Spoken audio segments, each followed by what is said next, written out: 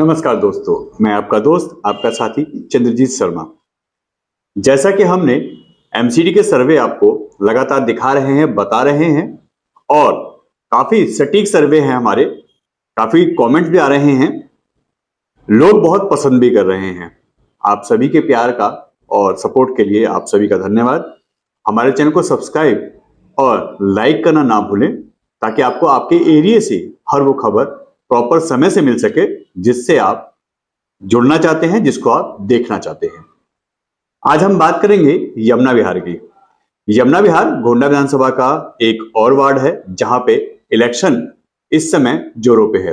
हालांकि प्रचार प्रसार बंद हो गया है, अब वोटिंग की बारी है और 7 तारीख को जो काउंटिंग हो गई रिजल्ट की बारी आएगी। मगर सर्वे क्या कहता है हम आपको बताते हैं कि यमुना विहार में इस समय माहौल क्या है। यमुना विहार में 3 लोगों की जबरदस्त फाइट चल रही है।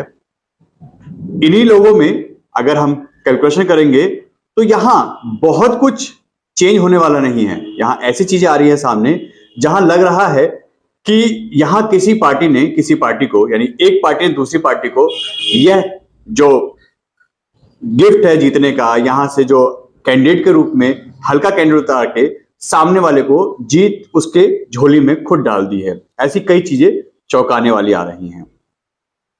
बात करते हैं जो 3 कैंडिडेट हैं जिनकी बात हम कर रहे थे। पहले हैं बीजेपी से प्रमोद गुप्ता, सिटिंग निगम पार्षद हैं, अभी वहां के वो चेयरमैन भी रह चुके हैं और उस एरिया में काम भी किया है काफी अच्छा। वो फाइट कर रहे हैं बीजेपी से।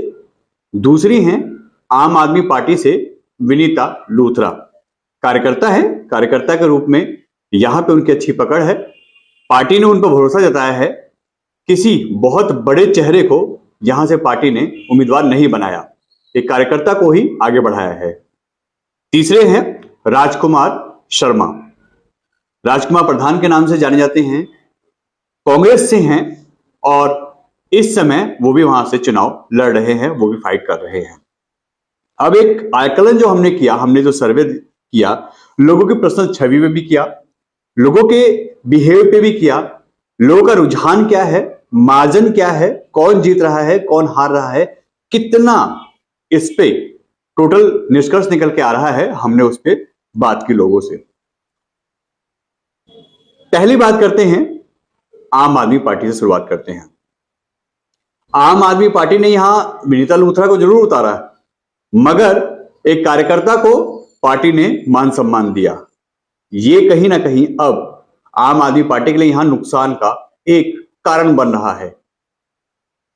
प्रमोद गुप्ता के अकॉर्डिंग, यानी बीजेपी से फाइट है आम आदमी पार्टी की हर जगह, मगर यहां पे कहीं पे भी आम आदमी फाइट में दिखाई नहीं दे रही। ना कोई बहुत बड़े रोड शो हुए हैं, ना बहुत बड़ी मीटिंगें हुई हैं। मीटिंग हुई है तो वहां पे ना के बराबर लोगों का जुड़ाव रहा है। यहां कार्यकर्ता ने भी बहुत ज्यादा मेहनत नहीं करी है और यहां कहें तो आम आदमी पार्टी ने ऐसे चेहरे के सामने एक ऐसा कैंडिडेट अपना दिया है जो सामने वाले को जीतने में ज्यादा मदद कर रहा है। वो ऐसा कुछ नहीं कर रही जिससे आम आदमी पार्टी बीजेपी को जिताए, मगर फाइट के लिए जो चेहरा होना चाहिए, जो नाम और काम होना चाहिए, जो पकड़ होनी चाहिए, वो विनीता लूथरा की हर जगह हल्के में पड़ रही है। इसी कारण प्रमोद गुप्ता का ग्राफ लगातार यहां से बढ़ता जा रहा है। इस सीट में कहीं से कहीं तक बीजेपी कोई हार का कारण नहीं दिख रहा। कहीं से कहीं कोई बात ऐसी नहीं आ रही, कोई लूज पॉइंट नहीं आ रहा जिसमें यह कह सके हम कि बीजेपी यहां से हारेगी या उसका मार्जिन कम होगा। आम आदमी पार्टी ने एक ऐसा कैंडिडेट उतारा है जो हल्का पड़ रहा है प्रमोद गुप्ता के सामने। इसी कारण यहां से आम आदमी पार्टी का ग्राफ बहुत ज्यादा डाउन हो गया है। जीत जाए ऐसी कोई कंडीशन समझ में नहीं आ रही। हाँ, यह जरूर है कि थोड़ी बहुत फाइट हो रही है, बहुत अच्छी फाइट या बहुत टक्कर की फाइट यहां पे नहीं हो रही।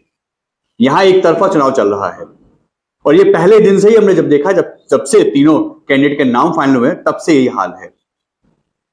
आम आदमी पार्टी ने जो किया वो तो किया। दूसरा हम बताते हैं कि आम आदमी पार्टी को नुकसान कैसे और हो रहा है। यहां से राजकुमार प्रधान, राजकुमार शर्मा जी भी लड़ रहे हैं कांग्रेस से और वो अच्छी खासी फाइट दे रहे हैं। कांग्रेस का ग्राफ बहुत अच्छा नहीं है। कांग्रेस कहीं भी दिल्ली में बहुत अच्छी कंडीशन में जीतने की स्थिति में नहीं दिख रही है, क्योंकि उसका ग्राफ बहुत ज्यादा डाउन है। कैंडिडेट अपनी छवि पे, अपने काम पे जीत जाए कहीं से, तो एक चमत्कार से कम नहीं होगा। राजकुमार जी मेहनत बहुत कर रहे हैं, लोग उनसे कनेक्ट भी हो रहे हैं, उनके सभाओं में, उनके रैलियों में, उनकी पदयात्राओं में थोड़ी बहुत भीड़ हो रही है, क्योंकि उनका अपना चेहरा है, अपना सपोर्ट है उस एरिया से। इसके कारण आम आदमी पार्टी को और नुकसान हो रहा है, क्योंकि यह जो वोट बैंक है, ये कांग्रेस का ही वोट बैंक है जो आम आदमी पार्टी के पास है। और जब वो इसमें सेंधमारी कर रहे हैं, जब उनका ग्राफ बढ़ रहा है, तो आम आदमी पार्टी का ग्राफ ऑटोमेटिक कम हो रहा है। यानी ये दोनों ही कैंडिडेट एक दूसरे के लिए ही प्लस माइनस हो रहे हैं, और ये दोनों ही फायदा पहुंचा रहे हैं बीजेपी को। यानी यहां से बीजेपी का जीतना लगभग लगभग तय है। ये पहले से ही तय माना जा रहा था कि यहां से बीजेपी का चुनाव जो वो बहुत स्ट्रांग होगा, मगर इतने अच्छे मार्जिन से जीतेंगे, इतना अच्छा रिजल्ट आएगा, इस पे हम बात करते हैं। यहां से यह मान के चलिए कि प्रमोद गुप्ता की जीत लगभग तय है, वो एक फॉर्मेलिटी पूरी कर रहे हैं। दूसरा, उनका मार्जिन परसेंटेज जो यहां का होगा वो बहुत ज्यादा होगा, क्योंकि दोनों ही कैंडिडेट एक दूसरे का माइनस प्लस कर रहे हैं। यानी बीजेपी को एक तरफा फायदा हो रहा है। सिटिंग निगम पार्षद रह चुके हैं, लोगों के बीच में काम कर चुके हैं, कोरोना में भी उन्होंने काफी अच्छा काम किया है, उसके साथ साथ दंगों में भी लोगों की बहुत मदद की है। यह सारी चीजें उनके साथ प्लस जा रही हैं।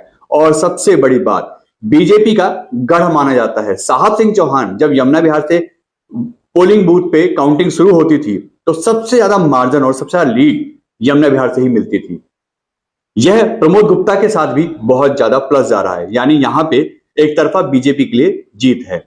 और अगर जो हमारे एक सर्वे का अनुमान आया है कि 7 से 8 हजार का भी मार्जिन यहां से प्रमोद गुप्ता का हो सकता है जीत का। करीब करीब 20 हजार के आसपास उनका टोटल अमाउंट हो सकता है, जो वोट बैंक होगा उनका, वो इतना पड़ सकता है उनको, और इसमें भी 7 से 8 हजार उनका जीत का मार्जिन होगा। मगर एक चीज जो लोग बता रहे हैं, वो प्रमोद गुप्ता के लिए खतरे की घंटी है। अगर उन्होंने इसको ठीक नहीं किया, तो आने वाले समय में उनके लिए यहां पे बहुत मुसीबत होने वाली है। कई लोगों से जब हमने बात की, उन्होंने कहा ठीक है, हम बीजेपी को सपोर्ट कर रहे हैं, क्योंकि कोई ऐसा कैंडिडेट नहीं है जिसको हम और सपोर्ट कर सकें। दंगे इसी एरिया में झेले हैं, तो हमें यह भी याद है, हम बीजेपी को ही सपोर्ट करेंगे यहां से। मगर इसके साथ जो चीजें निकल के आ रही हैं कि प्रमोद गुप्ता की अपनी छवि काफी हद तक अब उसमें भी ये मान के चलें तो थोड़ा बहुत नुकसान उनकी छवि के कारण भी हो रहा है।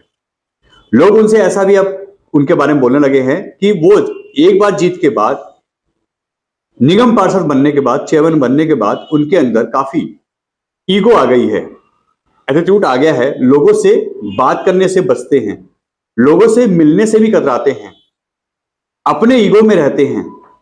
पहले का उनका व्यक्तित्व, पहले का उनका जुड़ाव अलग था, मगर आज के टाइम में उनके अंदर एक घमंड की जो कड़ी कह सकते हैं, वो जुड़ गई है उनके साथ।